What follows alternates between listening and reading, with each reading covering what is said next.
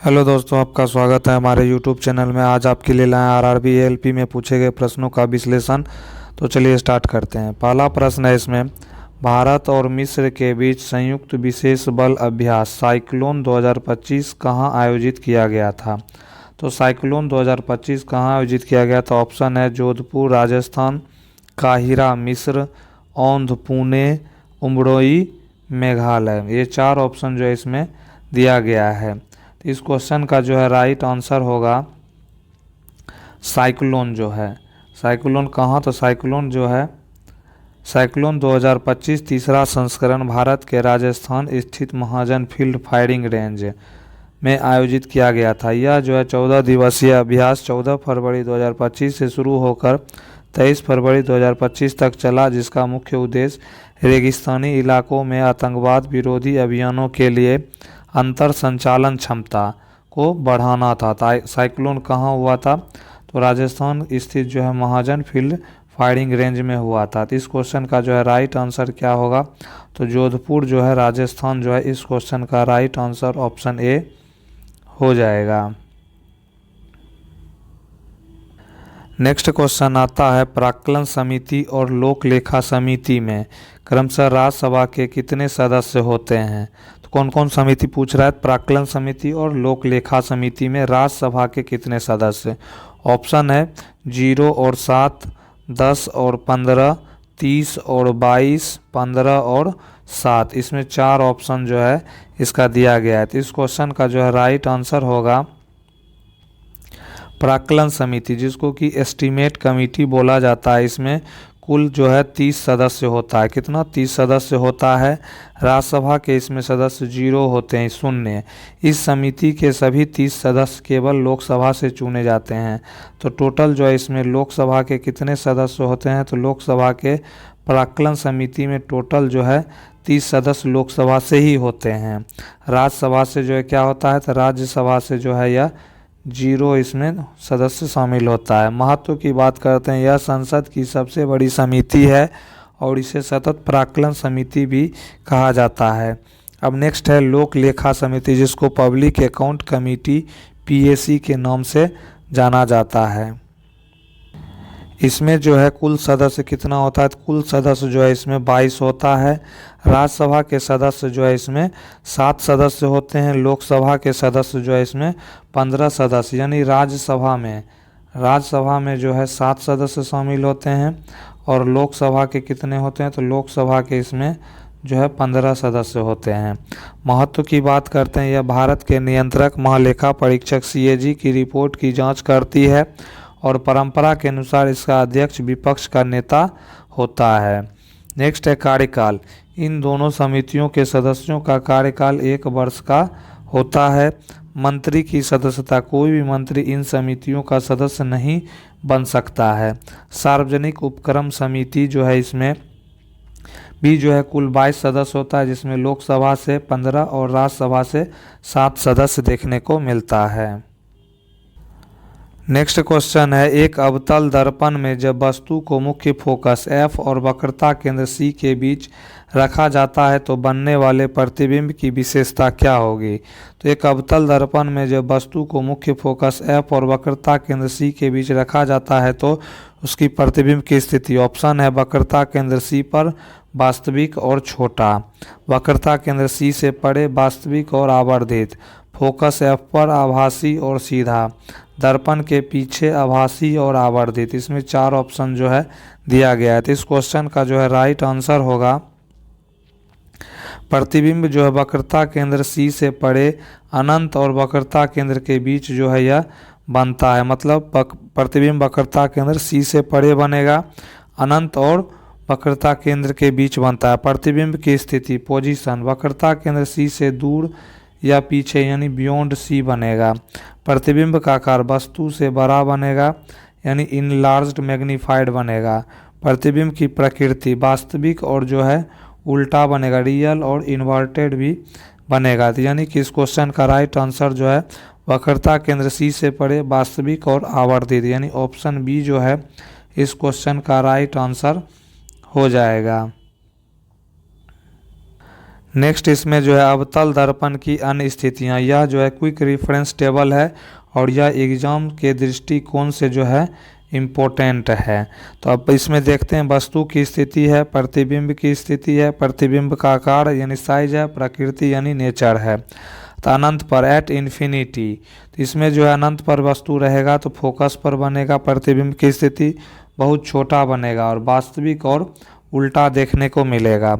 सी और एफ के बीच अगर वस्तु रहेगा तो सी से परे यानी कि सी के बियॉन्ड बनेगा, यानी सी के पीछे, और यह जो है वस्तु बड़ा बनेगा और वास्तविक और जो है इसमें उल्टा देखने को मिलेगा। सी पर यानी वस्तु अगर सी पर है तो इसकी प्रतिबिंब की स्थिति जो है सी पर ही बनेगा, समान आकार का बनेगा, वास्तविक और उल्टा देखने को मिलेगा इसमें। नेक्स्ट आता है इसमें एफ पर अगर वस्तु है, वस्तु अगर एफ पर है तो अनंत पर इसमें देखने को मिलेगा, अनंत पर और अत्यधिक बड़ा होगा और वास्तविक और उल्टा होगा। एफ और पी के बीच अगर वस्तु है तो दर्पण के पीछे जो है प्रतिबिंब बनेगा, बड़ा बनेगा और आभासी और जो है इसमें सीधा देखने को मिलेगा। नेक्स्ट क्वेश्चन है जब पेट में अम्लीयता यानी एसिडिटी बढ़ जाती है तो किस पदार्थ का उपयोग एक एंटासिड के रूप में किया जाता है। तो जब पेट में अम्लीयता और एसिडिटी बढ़ जाती है तो जो है किसी पदार्थ का उपयोग करके एंटासिड के रूप में उसको किया जाता है। तो ऑप्शन है सोडियम क्लोराइड, मैग्नीशियम हाइड्रोक्साइड जिसको मिल्क ऑफ मैग्नीशिया बोलते हैं, पोटेशियम नाइट्रेट और सल्फ्यूरिक एसिड। इसमें 4 ऑप्शन जो इसमें दिया गया है। तो इस क्वेश्चन का जो है राइट आंसर होगा पेट में अम्लीयता यानी एसिडिटी बढ़ाने पर एंटासिड के रूप में जो है मुख्य रूप से मैग्नीशियम हाइड्रोक्साइड यानी MgOH का होल ट्वाइस जिसको मिल्क ऑफ मैग्नीशिया बोला जाता है, एल्युमिनियम हाइड्रोक्साइड, कैल्शियम कार्बोनेट या सोडियम बाइकार्बोनेट जिसको बेकिंग सोडा बोला जाता है का उपयोग किया जाता है। ये क्षारीय पदार्थ पेट के अतिरिक्त एसिड को न्यूट्रलाइज यानी उदासीन कर राहत प्रदान जो है करते हैं। तो इसमें जो है इस क्वेश्चन में क्या है तो मिल्क ऑफ मैग्नीशिया यानी MgOH जो है ऑप्शन में दिया गया था। तो राइट आंसर जो है मिल्क ऑफ मैग्नीशिया हो जाएगा। नेक्स्ट क्वेश्चन है इसमें निम्नलिखित का सही मिलान करें और सही विकल्प को चुनें। Match the following correctly and choose the right option. पहला है घनाकार उपकला जिसको क्यूबॉइडल एपिथेलियम बोला जाता है और इसमें ऑप्शन में जो है त्वचा यानी स्किन दिया हुआ है। नेक्स्ट आता है इसमें स्तंभाकार उपकला जिसको कि कॉल्यूमनर एपिथेलियम बोला जाता है और इसमें जो है ब्रिक नलिका यानी किडनी जो है किडनी ट्यूबुलस दिया हुआ है। नेक्स्ट है सल्की उपकला स्क्वैमस एपिथेलियम जिसको कि छोटी आंत स्मॉल इंटेस्टाइन इसमें दिया हुआ है। तो इस जो है सूची को मिलान करना है। तो इसमें जो है ऑप्शन के रूप में जो है यह दिया हुआ है, 4 ऑप्शन इसमें दिया गया है। तो इसमें जो है राइट कौन सा है तो इसमें आगे हम देखते हैं। इसमें जो है उपकला उत्तक एपिथेलियल टिश्यू अंगों की रक्षा और उनके कार्यों जैसे अवशोषण और स्राव के आधार पर अलग अलग आकार के होते हैं। इसमें जो है घनाकार उपकला यानी क्यूबॉइडल एपिथेलियम, इसकी कोशिकाएं घन क्यूब जैसी होती हैं। यह मुख्य रूप से ब्रिक नलिकाओं यानी किडनी ट्यूबल्स और लार ग्रंथियों की नलियों में पाया जाता है। यह अंगों को यांत्रिक सहारा प्रदान करता है। तो घनाकार यानी क्यूबॉइडल एपिथेलियम जो है यह ब्रिक नलिकाओं और लार ग्रंथियों की नलियों में पाया जाता है। नेक्स्ट आता है स्तंभाकार उपकला यानी कॉल्यूमनर एपिथेलियम, ये खंभे जैसी लंबी कोशिकाएं होती हैं।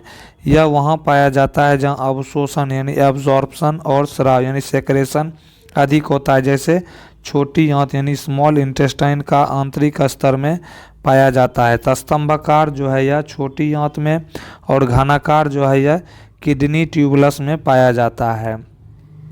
नेक्स्ट आता है सल्की उपकला यानी स्क्वैमस एपिथेलियम, ये चपटी और पतली कोशिकाएं होती हैं। जब ये कई परतों में व्यवस्थित होती हैं तो इन्हें स्तरीकृत यानी सल्की उपकला स्ट्रेटिफाइड स्क्वैमस कहते हैं, जो हमारी त्वचा में पाई जाती है ताकि अंगों को कटने फटने से बचाया जा सके। यह स्तरीकृत इसमें जो है सल्की उपकला स्तरीकृत सल्की उपकला कहते हैं। यह हमारी त्वचा यानी स्किन में पाया जाता है। तो इस क्वेश्चन का जो है मिलान करेंगे, जब हम लोग इस क्वेश्चन का मिलान करेंगे तो घनाकार उपकला जो है, घनाकार या किडनी से है, तो यानी एक का जो है 2 हो जाएगा, एक का 2 हो जाएगा। उसके बाद जो है सल्की उपकला, सल्की उपकला जो है किस में होगा, तो यह जो है 3 का जो है 1 हो जाएगा, स्किन में हो जाएगा, 3 का 1 हो जाएगा। 2 का क्या हो जाएगा, स्तंभाकार जो है यह छोटी आंत यानी 3 हो जाएगा। 1 का 2 हो जाएगा, 2 का 3 और 3 का 1, यानी ऑप्शन बी जो है इस क्वेश्चन का राइट आंसर हो जाएगा। नेक्स्ट इसमें है परीक्षा के लिए अतिरिक्त महत्वपूर्ण तथ्य। इस विषय के बारे में पक्षमाभी उपकला यानी सिलिएटेड एपिथेलियम कहाँ पाया जाता है, तो उत्तर है श्वास नली यानी रिस्पायरेटरी ट्रैक्ट और डिंबवाहिनी नलिका यानी फैलोपियन ट्यूब में। इनके ऊपर बालों जैसी संरचना यानी सीलिया होती है जो पदार्थ को आगे धकेलती है। रक्त ब्लड किस प्रकार का उत्तक है, तो यह एक जो है तरल संयोजी उत्तक फ्लूइड कनेक्टिव टिश्यू है। लिगामेंट और टेंडन में क्या अंतर है, तो लिगामेंट और टेंडन में, लिगामेंट जो है हड्डी को हड्डी से जोड़ता है, यह जो है वीवीआई है, और जो है टेंडन जो है मांसपेशी को हड्डी से जोड़ता है। नेक्स्ट आता है इसमें पौधों में लचीलापन किस उत्तक के कारण होता है, तो कोलेनकाइमा टिश्यू के कारण जो है पौधों में लचीलापन पाया जाता है। नेक्स्ट है पदार्थ छोटे छोटे कणों से बने होते हैं, इनमें से किस प्रेक्षण यानी ऑब्जर्वेशन के आधार पर ऐसा अनुमान लगाया जाता है, तो ऑप्शन है जब पानी में चीनी घोली जाती है तो पानी का स्तर बढ़ जाता है। दूसरा है जब पानी में चीनी घोली जाती है तो पानी के स्तर पर कोई प्रभाव नहीं पड़ता। तीसरा है चीनी के दाने पानी के ऊपर तैरने लगते हैं। नेक्स्ट आता है इसमें चीनी घोलने पर पानी का रंग तुरंत बदल जाता है। तो इस क्वेश्चन का जो है राइट आंसर होगा पदार्थ के छोटे छोटे कणों से बने होने का अनुमान विकल्प बी के परीक्षण पर लगाया जाता है। जब पानी में चीनी घोली जाती है तो पानी के स्तर पर कोई प्रभाव नहीं पड़ता है।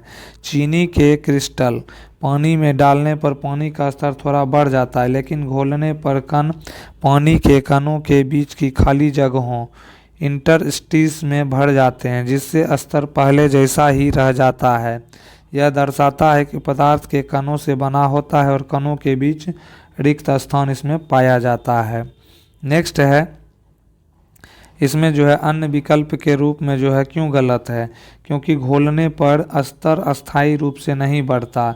सी गलत है क्योंकि चीनी घुल जाती है तैरती नहीं है। डी गलत है क्योंकि चीनी पारदर्शी गोल बनाती है रंग नहीं बदलता है। तो इसमें जो है राइट आंसर जो है ऑप्शन बी जो है इस क्वेश्चन का राइट आंसर हो जाएगा।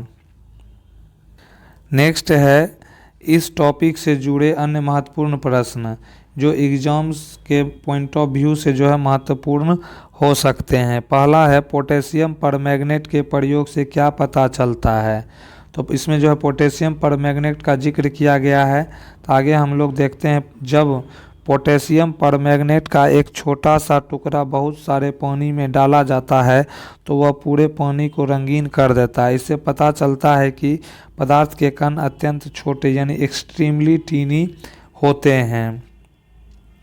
नेक्स्ट आता है इसमें अगरबत्ती की खुशबू जो है दूर दूर तक क्यों फैलती है, तो अगरबत्ती की खुशबू तो पदार्थ के कण निरंतर गतिशील यानी कॉन्स्टेंटली मूविंग होते हैं।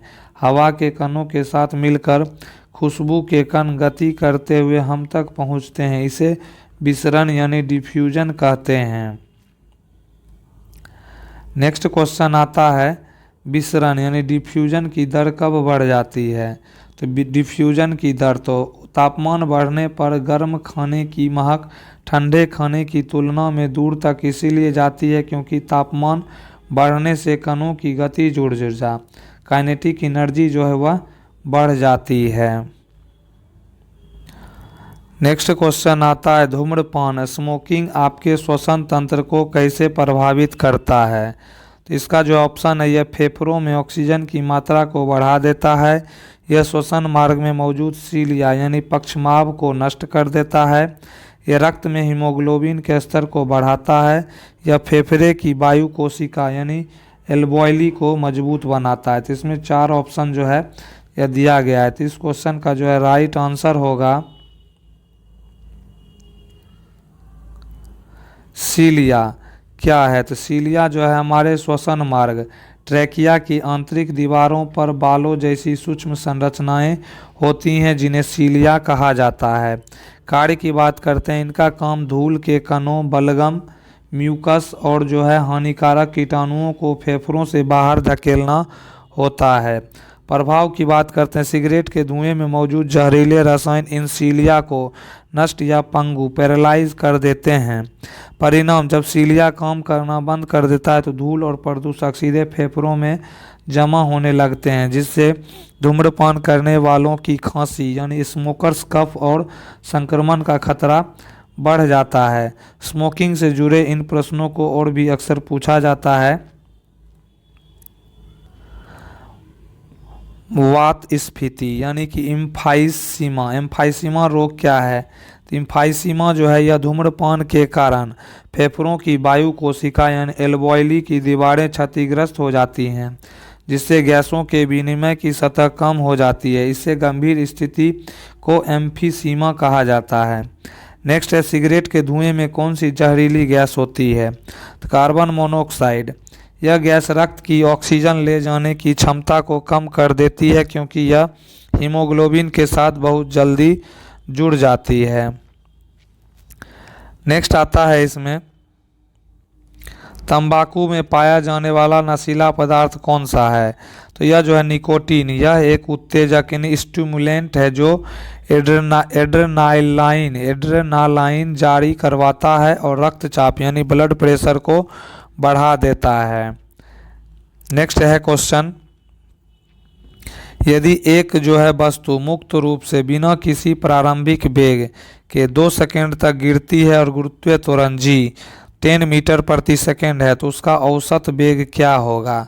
तो औसत वेग जो है इसमें पूछ रहा है। तो इस क्वेश्चन का जो है राइट आंसर क्या होगा? इसमें जो है ऑप्शन दिया हुआ है 20 मीटर प्रति सेकंड, 10 मीटर प्रति सेकंड, 5 मीटर प्रति सेकंड और 15 मीटर प्रति सेकंड। इसमें 4 ऑप्शन जो है दिया गया है। तो इस क्वेश्चन का राइट आंसर होगा, सबसे पहले जो है हम लोग देखेंगे दी गई जानकारी इसमें क्या क्या है। तो प्रारंभिक वेग जो है इनिशियल वेलोसिटी जो है 0 मीटर प्रति सेकंड है, चूँकि वस्तु को छोड़ा गया है। समय क्या है? तो टाइम जो है 2 सेकंड जो है इस क्वेश्चन में दिया गया है। नेक्स्ट इसमें आते हैं गुरुत्वीय त्वरण यानी acceleration due to gravity g का मान जो है 10 मीटर प्रति सेकंड जो है इस क्वेश्चन में दिया गया है। अंतिम वेग ज्ञात करना है, कैलकुलेट फाइनल वेलोसिटी। तो गति के पहले समीकरण v बराबर u प्लस gt का उपयोग जो है किया जाएगा। तो इसमें जो है v बराबर जो है u तो 0 दिया हुआ था, g जो है 10 हो जाएगा और t 2 सेकेंड है। तो v बराबर जो है फाइनल वेलोसिटी 20 मीटर प्रति सेकेंड जो है इस क्वेश्चन का राइट आंसर होगा। सॉरी, इसमें जो है औसत वेग की गणना करना है, तो कैलकुलेट एवरेज वेलोसिटी। तो जब त्वरण एक समान यानी यूनिफॉर्म एक्सेलरेशन होता है तो औसत वेग का सूत्र होता है v एवरेज बराबर u initial plus v final upon 2 होता है, यानी u प्लस v बाय 2 होता है। तो इसमें जो है v एवरेज जो है निकालना है, तो u 0 है, v 20 अपॉन 2 कर देंगे। तो इसका जो है राइट आंसर होगा v एवरेज का जो है 10 मीटर प्रति सेकेंड हो जाएगा, यानी कि औसत वेग जो है इस क्वेश्चन का राइट आंसर 10 मीटर प्रति सेकेंड जो है राइट आंसर हो जाएगा। नेक्स्ट क्वेश्चन है गुरुत्वीय स्थितिज ऊर्जा यानी ग्रेविटेशनल पोटेंशियल एनर्जी मुख्य रूप से किन कारकों पर निर्भर करती है? तो ऑप्शन है केवल वस्तु के वेग पर, वस्तु के द्रव्यमान, गुरुत्वीय त्वरण और ऊंचाई पर, केवल वस्तु के आकार और रंग पर, वस्तु की गतिज ऊर्जा पर। इसमें 4 ऑप्शन जो है इसका दिया गया है। तो इस क्वेश्चन का जो है राइट आंसर होगा स्थितिज ऊर्जा जो है पोटेंशियल एनर्जी किसी वस्तु की उसकी स्थिति यानी पोजीशन या विन्यास कॉन्फ़िगरेशन के कारण कार्य करने की क्षमता को स्थितिज ऊर्जा कहते हैं। गुरुत्व स्थितिज ऊर्जा का सूत्र निम्नलिखित है। पोटेंशियल एनर्जी बराबर होता है mgh जो है होता है, जहाँ जो है m मास यानी वस्तु का द्रव्यमान किलोग्राम में, द्रव्यमान जितना अधिक होगा ऊर्जा उतनी ही ज़्यादा देखने को मिलेगी। नेक्स्ट इसमें है g, acceleration due to gravity, गुरुत्व त्वरण पृथ्वी पर लगभग जो है 9.8 मीटर प्रति सेकंड स्क्वायर होता है। h यानी हाइट, संदर्भ बिंदु, जैसे जमीन से वस्तु की ऊंचाई, ऊंचाई बढ़ने पर स्थितिज ऊर्जा जो है बढ़ती है। नेक्स्ट इसमें है यदि वस्तु जमीन पर रखी है तो h बराबर 0 तो उसकी स्थितिज ऊर्जा जो है शून्य होगी। स्थितिज ऊर्जा वस्तु के पथ पर निर्भर नहीं करती बल्कि केवल उसकी प्रारंभिक और अंतिम ऊंचाई के अंतर पर निर्भर करती है। बांध में जमा पानी, तनी हुई धनुष की डोरी या ऊंचाई पर रखा पत्थर। नेक्स्ट आते हैं इसमें परीक्षा के पॉइंट ऑफ व्यू से जो है संभावित प्रश्न इसमें जो है हम लोग देखेंगे। यदि किसी वस्तु की ऊंचाई दोगुनी कर दी जाए तो उसकी स्थितिज ऊर्जा पर क्या प्रभाव पड़ेगा, तो उसकी स्थितिज ऊर्जा भी दोगुनी हो जाएगी। तो पोटेंशियल एनर्जी जो है डायरेक्टली प्रोपोर्शनल टू हाइट का होता है। खींचे हुए रबर बैंड में कौन सी ऊर्जा होती है, तो इसमें जो है प्रत्यास्थ स्थितिज ऊर्जा यानी इलास्टिक पोटेंशियल एनर्जी जो है रबर बैंड में मौजूद होता है।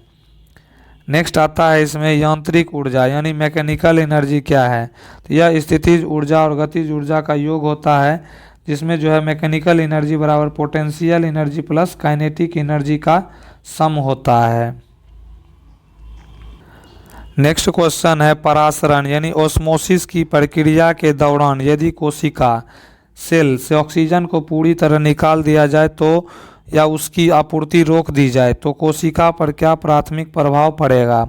ऑप्शन है परासरण की दर तुरंत बढ़ जाएगी, कोशिका झिल्ली टूट जाएगी, सक्रिय परिवहन रुक जाएगा लेकिन परासरण जारी रह सकता है, कोशिका तुरंत फूलकर फट जाएगी। इसमें 4 ऑप्शन जो है दिया गया है, तो इस क्वेश्चन का जो है राइट आंसर होगा परासरण की बात करते हैं। ओस्मोसिस एक निष्क्रिय प्रक्रिया है। परासरण जल के अणुओं का उच्च सांद्रता से निम्न सांद्रता की ओर जाना है।